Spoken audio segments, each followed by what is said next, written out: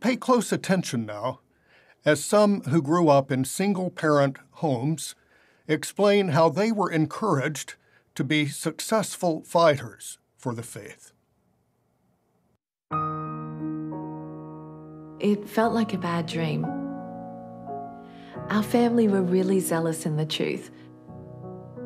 We were playing downstairs one day, and Mum came down to tell us she was leaving Jehovah and leaving Dad. Saying goodbye to Mum, that was the hardest day of my life. My mother and father became inactive when I was about 4 years old. My father was never really around. When my mom started to learn the truth, my dad said she was forbidden from studying. If we were to go to the meetings, he would take us out forcibly. He became verbally and physically abusive to my mom. My parents' breakup was very tough. It was a struggle for my mother to raise 2 boys on her own. She would work 2 or 3 jobs, and serving Jehovah just took a back seat. When my parents divorced, my mom was very depressed. She did the best she could, but Jehovah didn't intend for mothers to fill both roles as parents. My sisters and I, we made a conscious choice that we weren't going to make the same bad choices that Mum did.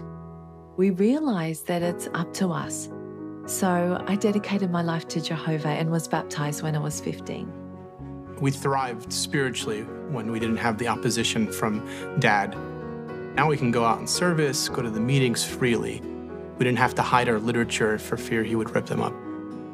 When I was around 15 years old, my mother took us to the meeting, and she was determined that this was going to be her last meeting. It was a night of a local needs party. It was the right time. Jehovah just opened my mother's heart wide. After that experience, it was like she was a new woman. No one needs to be defined by their negative circumstances. 1 Peter 5:10 says, God himself will complete your training. It might be tough at times, but with Jehovah's help, you can succeed. It reminds me of what David said in the 27th Psalm in verse 10. He said, even if my father or mother abandoned me, Jehovah would take me in. That was definitely the case in my situation. Jehovah doesn't define us by our upbringing or our past. He sees our potential, so it's up to us. With Jehovah, we can be anything we want to be. We're again watching a talk by Seth Hyatt, a helper to the service committee. His theme is Successful Fighters for the Faith, those being raised by single parents. And here is the emotionally manipulative video that forms part of that talk. All the ingredients are there, right down to the soft piano music. The only thing we seem to be missing on this occasion is someone tearing up on camera.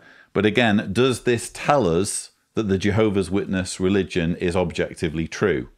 No, it doesn't. All we've learned is that it's possible to be indoctrinated into the Jehovah's Witness religion as a child by just one parent. We've also learned that the makers of these propaganda videos will shamelessly cherry-pick stories to suit their narrative and won't miss an opportunity to show unbelievers in a negative light. When my mom started to learn the truth, my dad said she was forbidden from studying. If we were to go to the meetings, he would take us out forcibly. He became verbally and physically abusive to my mom. Now, I obviously despair at the idea of any parent being physically or verbally abusive, and I do sympathise with Jimmy that he had this experience. I believe that this experience happened. I don't think he's making something like that up. However, I also do think that his story is being exploited because it suits Watchtower's narrative of, again, unbelievers being these horrible, evil, abusive people. The makers of this propaganda material want Jehovah's Witnesses to think that that's what everyone's like outside the organization, and it's definitely what people are like when they are opposed to the work of Jehovah's Witnesses. If you're opposed to the work of Jehovah's Witnesses, you must be a horrible, evil, abusive person. That's clearly not the case. Clearly you can be opposed to an abusive, manipulative, corrupt organization and not be evil and abusive yourself. But I think that's the intended narrative. That's the intended message in the way Jimmy's story has been included in this video. So be a Timothy. At a young age, relatively speaking, Timothy was a spiritual man entrusted with responsibility. The Apostle Paul described him as having a disposition like no one else's.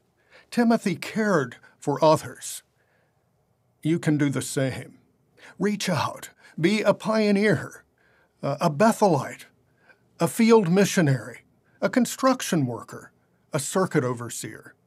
You young brothers, qualify and reach out to be a ministerial servant and then an elder. The opportunities are endless. Allow Jehovah to use you. And continue to cultivate appreciation for your loyal parent. I know I appreciate my mother very much for her fine example of faith through a number of very trying circumstances. We don't take the faithfulness of our single parents for granted.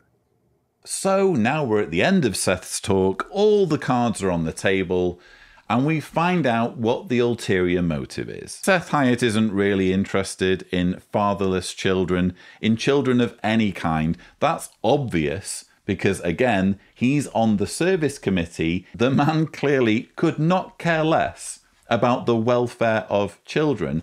And we see that here right at the end, because it's not about simply helping fatherless children. It's not about simply giving them comfort, giving them spiritual or pastoral support. No, it's about recruiting them to better serve the organization.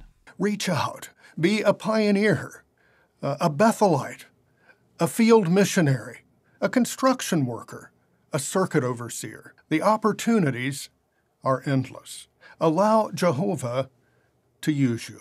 Allow Jehovah to use you. Be used by Jehovah, or more specifically, Jehovah's organization. Allow Jehovah's organization to exploit you so that you can be of more use to Seth Hyatt's bosses, the governing body.